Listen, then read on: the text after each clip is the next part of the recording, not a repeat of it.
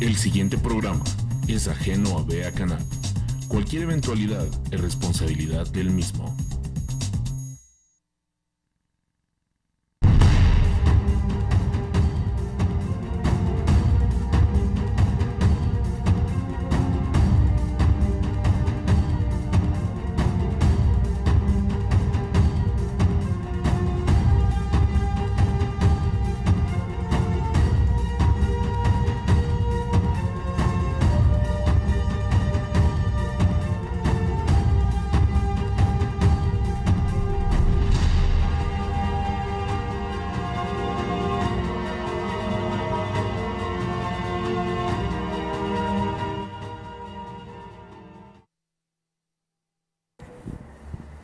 Buenos días. Muchas gracias por sintonizar el programa Coyuntura Nacional. Ya el próximo martes tendrán acá a nuestra directora, la licenciada Karina Rothman. Pero esta mañana vamos a continuar con el tema La farsa del genocidio. Para ello vamos a presentar un vídeo para que ustedes vean la realidad. Lo único que este vídeo es bastante fuerte.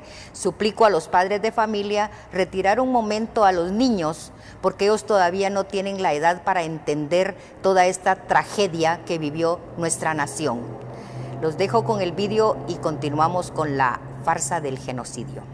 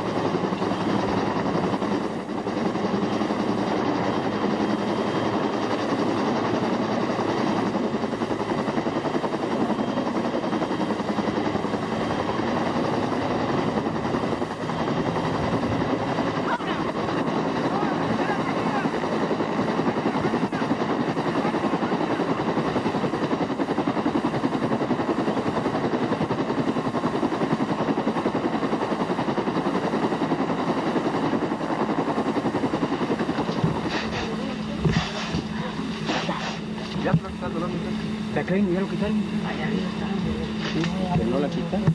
No, ese fue el...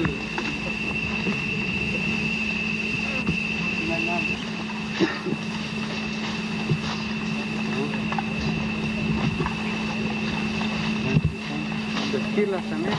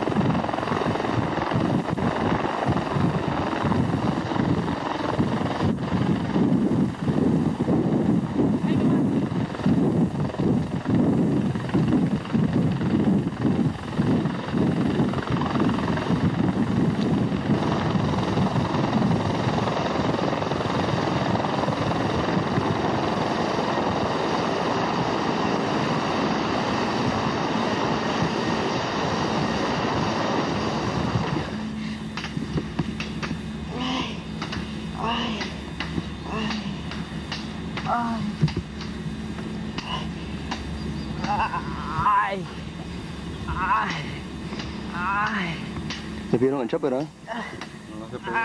Vayan, que hay un mensajero ahí rápido. Vaya, un mensajero, muchachos, que pidan el Sí, helicóptero. el helicóptero de emergencia ahí rápido.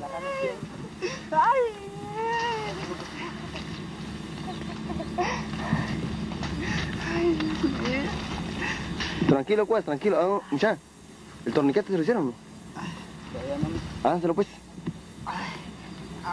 Hagan el torniquete ahí en las piernas, en las dos piernas. Tranquilo, pues, tranquilo, mano. Mira, con el torniquete, muchacho. Voy a agarrarle la mano. Ay, ay, ay, ay. Ay. Otro ahí, muchacho. Otro. Bajen la camilla, bajen la camilla. Deja esa mierda ahí, ayuda a que la Este es el lugar donde la mina estalló. Póngale los pies ahí, póngale los pies ahí. Ahí póngale pie. La transportación del herido en una cama improvisada hacia el destacamento del tercer pueblo.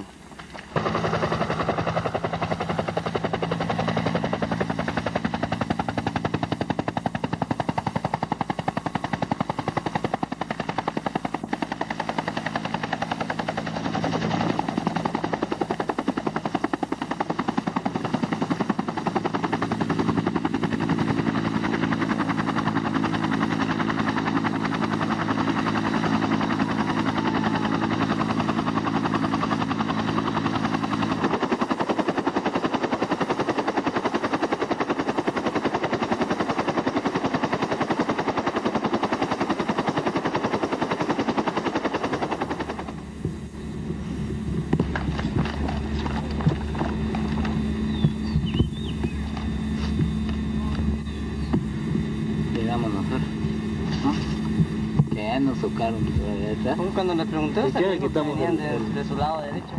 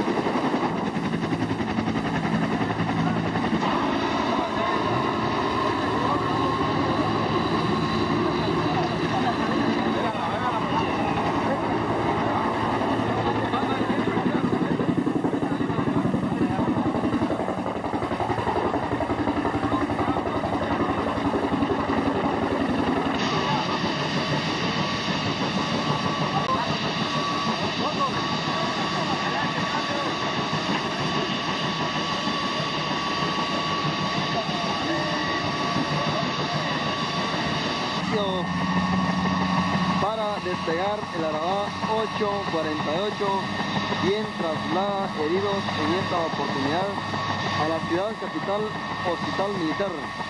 Así también está trasladando en esta oportunidad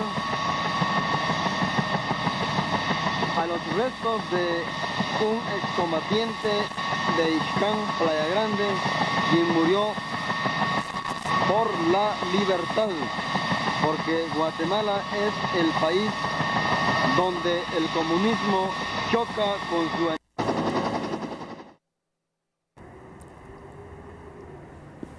Sí, es tremendo esto, capitán. Y hoy celebrando los derechos humanos, ¿de quiénes?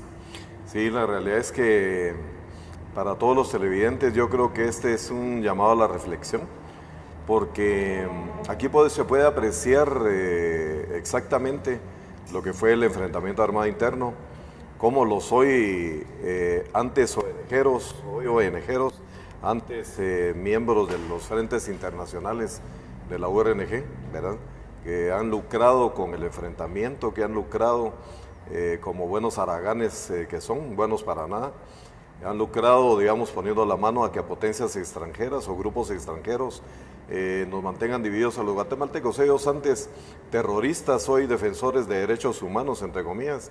Esto era lo que provocaban, con sus minas quitapié, con planes sistemáticos donde minaban los alrededores de los campamentos, de las aldeas, las trochas, todo lo que eran las principales vías de comunicación entre los campesinos. Ellos los minaban por miedosos, porque tenían miedo de la incursión de las patrullas militares que iban a destruir sus campamentos.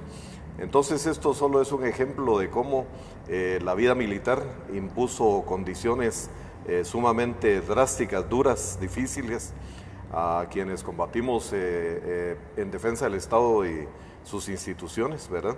En defensa de nuestra sociedad occidental y cristiana.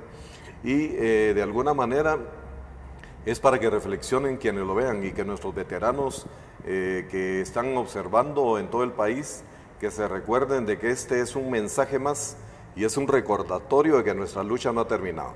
Finalizó el enfrentamiento armado interno, pero ahora estamos siendo atacados mediante una perversa conspiración a través de la conspiración de las cortes, ¿verdad? Lo que es el cartel de la toga, todo lo que ha sido la cooptación del aparato de justicia y lógicamente a través de fuentes externas de financiamiento que están persiguiendo a nuestros veteranos militares. Pero esto es un recordatorio, el enfrentamiento mutó de método, pero eso no quiere decir que nosotros estamos vencidos. Si los vencimos una vez, los vamos a volver a vencer, también en la guerra política, cultural e ideológica. Sí, capitán, una pregunta. En el informe del subversivo Manolo, hay un documento originado en el seno de la organización subversiva URNG. El análisis que hace de las tendencias ideológicas mundiales que dieron marco al enfrentamiento este-oeste, siendo los guatemaltecos los desafortunados en este tema. Evaluemos, mi capitán, la respuesta del Estado guatemalteco para superar las amenazas de supervivencia, las posibilidades de garantizar a sus habitantes el goce de sus derechos inalienables, garantizados por la Constitución Política de la República, según lo manda el artículo 244, que hay que unirlos con el 44, el 175 y el muy importante 204 de la Constitución. ¿Cuál es su respuesta? Sí, bueno, yo creo que en el programa anterior quedó cimentado y quedó muy bien esclarecido, develado, de que no hubo genocidio en Guatemala. Esto es una farsa. Y precisamente para quienes no pudieron observar el programa anterior, yo quiero mostrarles la carátula de uno de los libros que he escrito sobre la historia del enfrentamiento armado interno, y se lo denominé exactamente así: la farsa del genocidio en Guatemala. Y esta farsa tuvo como prólogo, para quienes podrían decir de que esto son elucubraciones de su servidor o es una defensa oficiosa de nuestra gente. Yo les puedo decir también que ustedes pueden apreciar que quien hizo el prólogo de este libro es un reputado escritor, sociólogo español, ¿verdad? Es una de las plumas más conocidas en Europa y él es un experto en temas de genocidio, del verdadero genocidio. Él estuvo haciendo, Ricardo Angozo García, ¿verdad? Él estuvo haciendo una investigación científica, sociológica, antropológica, etcétera, sobre todo lo que sucedió en los Balcanes, lo que sucedió en Ruanda, en lugares en Turquía en contra de los kurdos. Entonces prácticamente él sí es un experto en el tema y él aceptó hacerme el prólogo porque él estaba exactamente que en Guatemala no hubo genocidio. Esto es una farsa, es un montaje, y como quedó muy claro en el anterior programa, pues prácticamente tenemos ya el basamento para poder definir de que lo que ha habido es un montaje. Ahora, con respecto al documento de Manolo, ¿quién es Manolo? Manolo es el seudónimo, fue uno de los seudónimos, porque también utilizó otros como Jonás, como Poncho, de Gustavo Adolfo Mioño Brenner, un delincuente terrorista que hasta hace poco, con un gran salario de parte del gobierno de la República, estuvo manipulando lo que se ha denominado el archivo de la Policía Nacional. Era un conjunto de documentos viejos que ellos han estado utilizando como plataforma luego de su manipulación para perseguir en una forma espuria a nuestros militares, a nuestros veteranos. Gustavo Adolfo Mioño, aparte de eso, es responsable, corresponsable y deberá de responder en algún momento sobre la bomba del 5 de septiembre de 1980 en el Parque Central, en donde murieron lustradores, estudiantes, trabajadores, y personas, funcionarios y algunos otros trabajadores que asistían, digamos, a sus labores en el Parque Central. Él, durante un combate que se dio el 7 de diciembre de 1980, fue capturado en la etapa de persecución a los terroristas. Este combate se dio entre una unidad regular del ejército, del autodenominado Ejército Guerrillero de los Pobres, un grupo de bandidos que se habían organizado para atacar a la sociedad guatemalteca, y era comandado en aquel entonces en el frente Ho Chi Minh por Guillermo Cruz Ventura, un ex miembro o ex estudiante del Liceo Javier, que fue captado, reclutado por parte de los teólogos de la liberación, el ala izquierda, curas guerrilleros del ala izquierda de la Iglesia Católica, que los reclutaron primero para las FARC y luego para el EGP. El Cholón Porras, en su libro Las Huellas de Guatemala, escribe quiénes eran prácticamente los que integraban el grupo Cráter inicialmente cuando pertenecieron a las FARC y luego se integraron al EGP. Guillermo Cruz Ventura, muerto en combate, repito, el comandante Mariano, llevaba en su mochila un documento y un cassette. Ese cassette fue traducido textualmente y hoy es conocido como el monumento, el documento de Manolo. Este habla específicamente, y quisiera que le pusieran atención, quienes manipulan a los jóvenes actualmente y les dicen que en Guatemala no hubo injerencia extranjera durante el enfrentamiento armado interno, sino que fueron un grupo de jóvenes idealistas, etcétera, que se rebelaron por la inequidad, por la injusticia, etcétera, por la pobreza. Eso coloquialmente es paja. Eso suena pesado, pero así es. Esto, lo que ellos utilizaron, estos argumentos que en todo el mundo hay, desde luego, esas desigualdades sociales que los estados, por supuesto, deben de combatir, ¿verdad? Pero esto fue utilizado como una forma de organizar a jóvenes de diferentes establecimientos privados, como el Colegio Belga, el Colegio La Asunción, también el Liceo Javier, el Liceo Guatemala, etcétera. Y dentro de esta gente reclutaron a Guillermo Cruz Ventura. Ahora, el tema es que aquí queda, como podríamos ver, quiénes fueron, si usted me permite, que claro, pueda dar lectura a algunos pequeños lapsos. Este es el tomo 2 de mi libro, Las batallas por Guatemala. Es la historia del EGP, ¿verdad?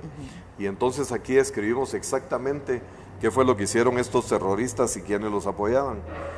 En este caso, cuando habla Manolo, Manolo asistió a esa reunión en Nicaragua porque inicialmente iba a ser en La Habana, y él dice que la firma del documento de unidad, o sea, Cuba le impuso a la URNG que las 4 organizaciones, tanto el Partido Comunista PGT y la JPT, que en aquel entonces pertenecían gente que actualmente está creando confusión, desinformación, manipulación, digamos, de la juventud, como Edgar Gutiérrez, Edgar Celada y otra gente. Entonces prácticamente ellos eran la Juventud Comunista. Entonces la URNG se compuso por el Partido Comunista, el PGT, por las FARC, las Fuerzas Armadas Rebeldes, por el Ejército Guerrillero de los Pobres, entre comillas, y por la Organización Revolucionaria del Pueblo en Armas, que era la ORPA. Estas 4, y él dice que la firma del documento de unidad inicialmente se había previsto en Guatemala, que la firma del documento de unidad se haría en La Habana, ante la presencia del compañero Fidel, su papá ideológico, ¿eh? De ellos, por supuesto, y otros representantes del Partido Comunista Cubano e invitados del Frente Sandinista de Liberación Nacional y de la Dirección Revolucionaria invitada de El Salvador, pero les pusieron después a hacerlo en Managua. Es importante, póngale así a ojo de pájaro, ver quiénes fueron los asistentes al documento, a la firma de este documento. Estuvo presente el pleno de la dirección del Frente Sandinista, Nacional del Frente Sandinista, más otros comandantes que fueron invitados, una delegación del Partido Comunista Cubano, encabezada por el comandante Manuel Piñeiro, al frente de esa delegación, repito, y junto a Piñeiro llegaron otros comandantes del partido y del Departamento de América, como Abreu, En Cuba el Partido Comunista ha tenido desde hace décadas un departamento que se llama el Departamento América. Es el que se encarga de darle premios literarios a todos los terroristas latinoamericanos, y entonces destacan ellos como un órgano de propaganda para que entre ellos mismos se condecoran, se ensalzan, etcétera, ¿verdad? El representante de los revolucionarios centroamericanos, secretario general del Partido Comunista Hondureño, el secretario general del Movimiento Revolucionario de Costa Rica, el compañero Efraín Cardona. Entonces, aquí vemos para los jóvenes que nunca han leído historia, y para el señor que hace la manita así, que está sentenciando, o que por lo menos que le abrió proceso por su ignorancia crasa o por su sesgo y manipulación, ¿verdad?, a nuestros compañeros veteranos que están siendo procesados por un supuesto genocidio. Aquí él puede ver que esto fue una entente, esto fue una conspiración internacional que nace en 1967, cuando Fidel Castro y el Partido Comunista Cubano convocan a la reunión que se denominó Organización Latinoamericana de Solidaridad, OLAS. De ahí es donde el Che, Ernesto Guevara La Serna, incitó a toda la juventud latinoamericana, algo similar a lo que está pasando en la actualidad, para que se formaran 1, 2, 3, muchos Vietnams, porque no debemos de olvidar que mientras Guatemala estaba siendo agredida por estos marxistas, leninistas, internacionalistas, al igual que otros países de Latinoamérica, Estados Unidos estaba librando su batalla en el sudeste de Asia, en Vietnam. Entonces es importante destacar, porque equipos de Vietnam, los vietnamitas se entrenaron, le dieron armamento a la guerrilla latinoamericana a través de Cuba, y aparte de eso le dieron entrenamiento. Eso es muy importante. Él dice, por ejemplo, en otra parte dice que el Frente Sandinista, aparte de la ayuda moral y política que ha recibido por parte del campo socialista, ha tenido ayuda efectiva de parte de Vietnam y de Corea, de China. Paradójicamente, los coreanos les dieron una cantidad considerable de fusiles AK, que ya el Ejército Popular Sandinista se está armando con fusiles AK coreanos y AK búlgaros. Veamos quiénes más asistieron a esa famosa entente de Chairos, ¿verdad?, para que lo puedan desmentir. Ojalá Miguel Ángel Alvisures Pedrosa, que ahora es quien es uno de los defensores de derechos humanos, pseudoperiodista, que es uno de los que más ataca a nuestros compañeros veteranos. Su seudónimo era Pedro Benlazar.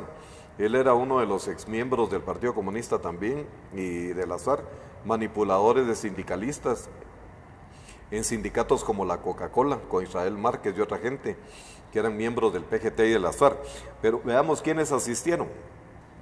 Fueron invitados a Managua y se conversó con Guillermo Toriello. O sea, no es casualidad que la fundación, que la URNG y Enrique Corral Alonso formaron posteriormente, se denominara Guillermo Toriello.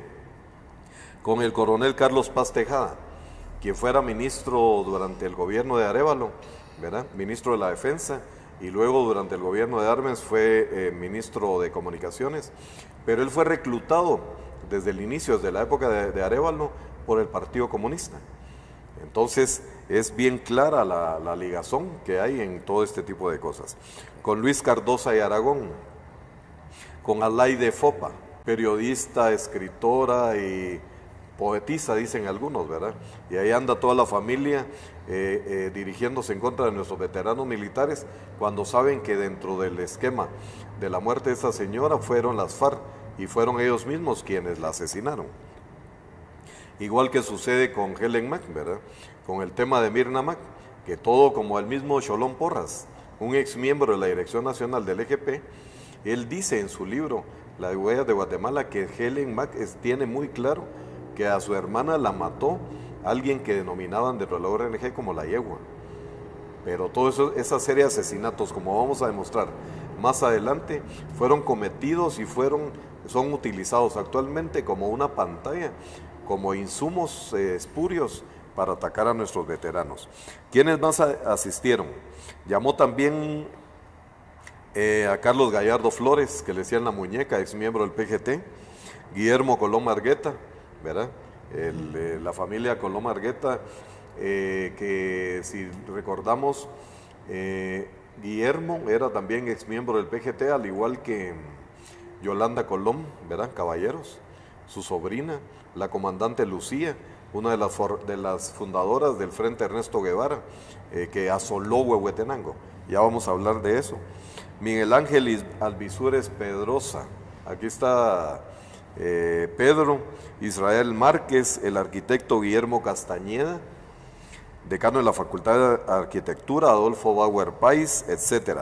O sea que todo lo que ellos hicieron y queda al descubierto, lo pueden leer despacio, está documentado en la historia del EGP, en mi segundo tomo, y habla, por ejemplo, de cuál era la situación en que se encontraban algunos becados en Cuba. Él dice que para 1980 ellos tenían alrededor de 79, 80 terroristas estudiando en La Habana. Ellos utilizaban un campamento, que era el campamento cero, le denominaban ellos, que quedaba cerca de una vía de descanso de Fidel Castro, y ahí era donde ellos entrenaban a todos los terroristas latinoamericanos. Dice, informo a continuación de la situación en que se encuentran los 79 compañeros becados que tenemos del EGP actualmente en Cuba, en los cursos de jefes de escuadra, jefe de pelotón y jefe de compañía.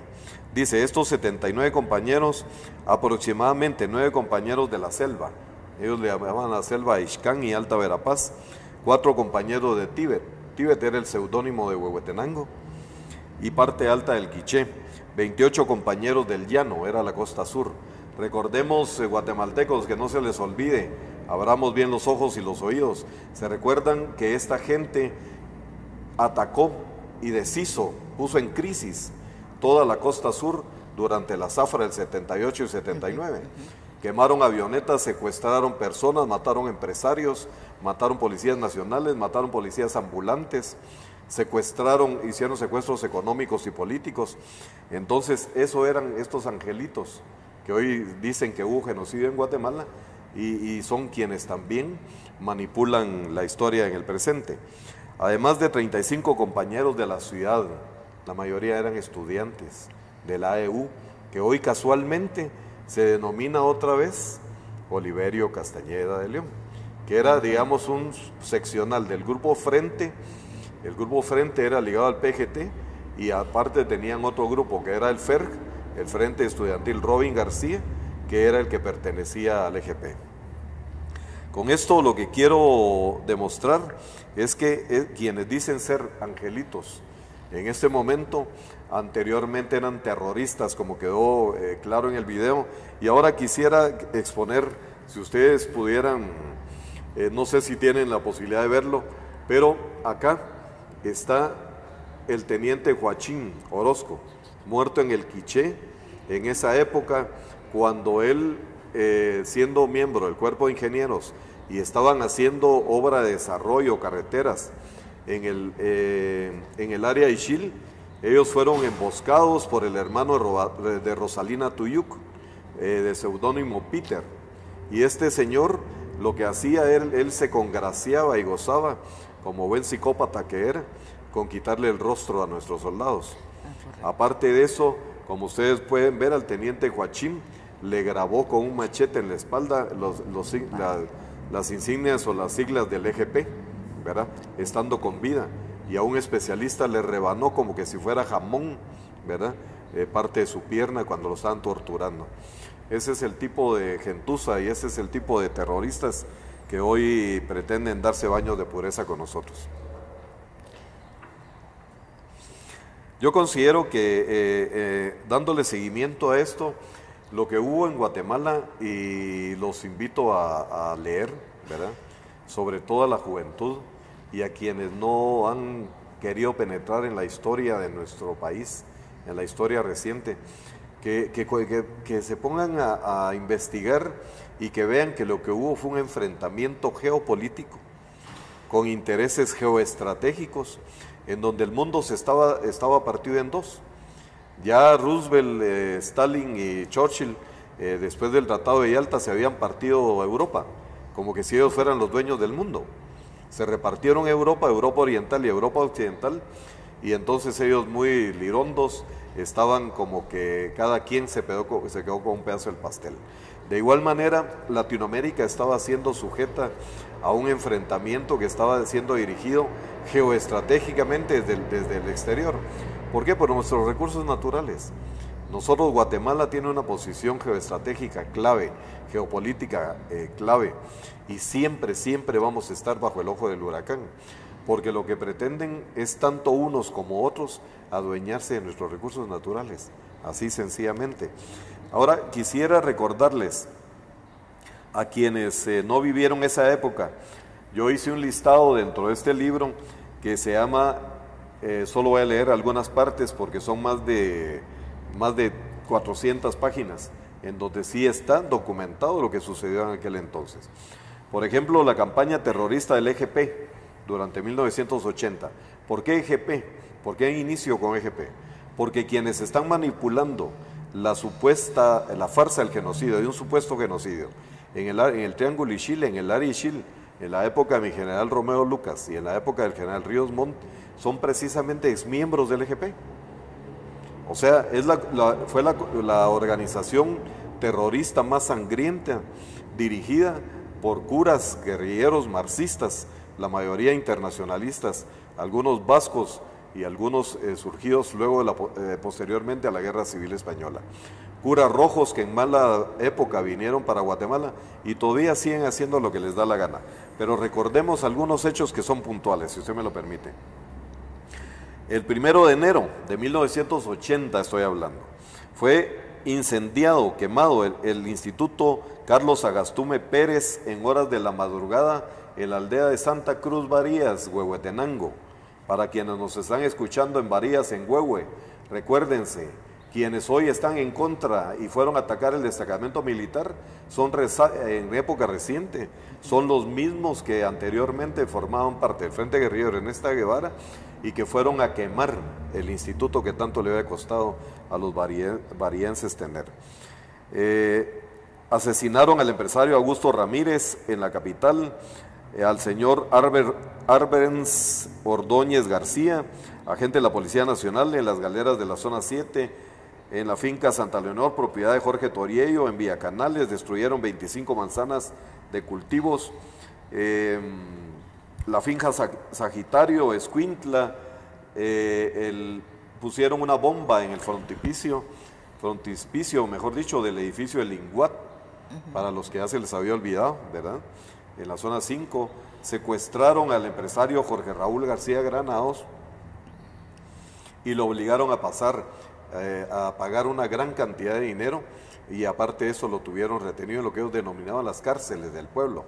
Estos son los defensores de derechos humanos, quienes inventaron los secuestros, hoy que es el Día de los Derechos Humanos, pero derechos humanos de ellos, sí, correcto, de la manipulación, no de nuestra gente, como vamos a ver más adelante.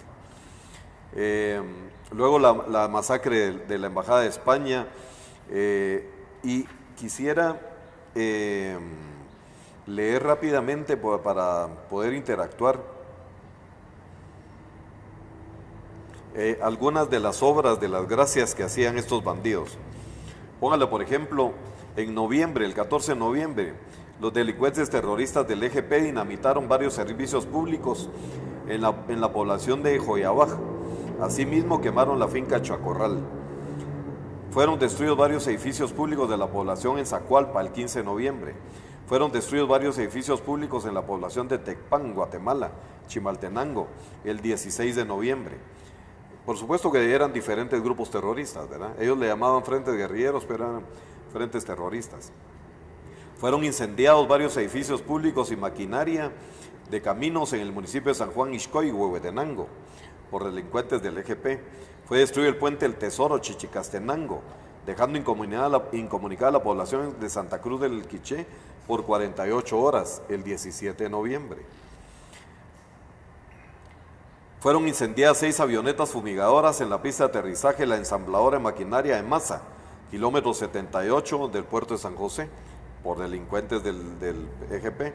Fue incendiado el puesto de salud de la aldea Mayalán, Playa Grande, por el EGP. Fueron incendiados edificios públicos en San Bartolomé, Jocotenango, El Quiché, el 22 de noviembre. En Santa Lucía, La Reforma, Totonicapán, el 23 de noviembre. El puente Chorrillo en jurisdicción de Guayabá, Quiché, el 24 de noviembre.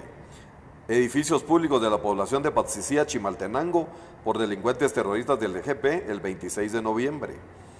Fueron destruidos varios edificios públicos, incendiaron un bus de transportes Carmencita, en la población Santa Cruz Balanyá, Chimaltenango, el 24 de noviembre. Y quiero pasar rápidamente porque yo tengo aquí recopilados más de 10,000 actos de terrorismo que ellos cometieron, digamos, a lo largo de estos años. Los angelitos que ahora dicen ser defensores de derechos humanos, empezando por ese señor que dice que es defensor de los derechos humanos. Y veamos rápidamente algunos alcaldes que fueron asesinados. De Huehuetenango. El 14 de enero en el municipio de Santa Bárbara asesinan al alcalde municipal, señor Lorenzo Sales Pérez, y un civil que lo acompañaba. En febrero, el 1 de febrero, en el municipio de Iztahuacán asesinan al alcalde municipal, señor Marcos Domingo Maldonado. Recuérdense, huehuetecos, la época de terror que les impusieron a ustedes, este grupúsculo de terroristas. En marzo, el 7 de marzo, en el municipio de San Rafael La Independencia, después de las elecciones generales, asesinaron al alcalde municipal Francisco Pedro, el señor Francisco Arturo y 12 familiares y miembros del Consejo Municipal por haber izado nuestra bandera nacional. Ellos tenían la orden de que usara la figura del Che, una bandera roja, y que eso era lo que tenían que tener izado. Por haber izado nuestro símbolo patrio los asesinaron. Sus cabezas fueron decapitados con sus familiares. Sus cabezas fueron colocadas en estacas en la plaza central y lugares cercanos, y sus cuerpos fueron luego diseminados. O sea que ya sabemos exactamente a quiénes copian los mareros actualmente, ¿verdad? En mayo, en Santa Ana Huista, el 21 de mayo, asesina al alcalde municipal, señor Vicente Paul Morales Hidalgo, así como a un telegrafista. Agosto, 29 de agosto, en Santa Ana Huista, asesinan al alcalde municipal, señor Arcángel Herrera López, y su hijo por negarse a colaborar con el EGP. Y si usted me permite, rápidamente, pero esto es bien importante porque los jóvenes no se recuerdan de nada de esto. Estos terroristas, estos grupos terroristas armados, destruían municipalidades, destruían los telégrafos, destruían la maquinaria de los puestos de caminos. Las hidroeléctricas. ¿Perdón? Las hidroeléctricas. Hidroeléctricas, las centrales hidroeléctricas, los postes. O sea, era una destrucción. Estos son saqueadores, los puentes, anarquistas. Solo para recordar, en febrero, sabotajes y daño a la infraestructura local, actividades comerciales y empresarial. Atacaron la subestación de la Policía Municipal del municipio de Chantla y asesinaron a 5 agentes a quienes robaron sus armas. El 4 de febrero es destruida la Municipalidad de Chantla. Asesinaron a los 4 guardias que se encontraban de turno. El 5 de febrero es destruida la Municipalidad de San Juan Atitán. Asesinaron a 3 empleados. El 5 de febrero también es destruida nuevamente la Municipalidad de San Juan Ixcoy. Asesinaron a los 3 guardias que la custodiaban. El 7 de febrero en Huehuetenango, cabecera, atacan una gasolinera dando muerte a sus 2 guardias. Esto fue en el ingreso antiguo a Huehuetenango. El 8 de febrero es destruida la Municipalidad de San Pedro Necta. Asesinan al telegrafista y a 2 civiles que se opusieron. El 8 de febrero es destruida también la Municipalidad de Concepción Huista. El 9 de febrero nuevamente es atacada y destruida la Municipalidad de Santa Ana Huista. Asesinan a 5 civiles que se opusieron. 13 de febrero es destruida la Municipalidad de San Gaspar y Xil. Queman a 3 buses y asesinan a sus pilotos, porque no quisieron dar los buses para ponerlos como obstáculos por si llegaba el ejército. Estos cobardes siempre salían huyendo después de hacer su pillaje y la destrucción que causaban, y nunca se quedaron esperando a nuestras patrullas. El 13 de febrero en la ruta nacional son destruidas 12 torres de conducción eléctrica, dejando sin energía el departamento durante varios días. Huehuetecos, recuérdense, patojos, jóvenes, no se dejen engañar. El 18 de febrero es destruida la Municipalidad de San Pedro Soloma, quemando la... Sino que les exijan leer todo para hacer un balance de lo que realmente sucedió en Guatemala. Pero la paz no les interesa. Les interesa el negocio. Y yo pienso que los señores jueces no sé, yo he oído muchas cosas del juez Gálvez, pero para mí me parece una persona muy humana. Entonces yo le instaría que realmente el premio que a usted le pueden dar, señor juez, es el agradecimiento de los guatemaltecos de no condenar a un Estado, porque no es condenar a 4 o 5 oficiales, son personas de 87 años y 80 años.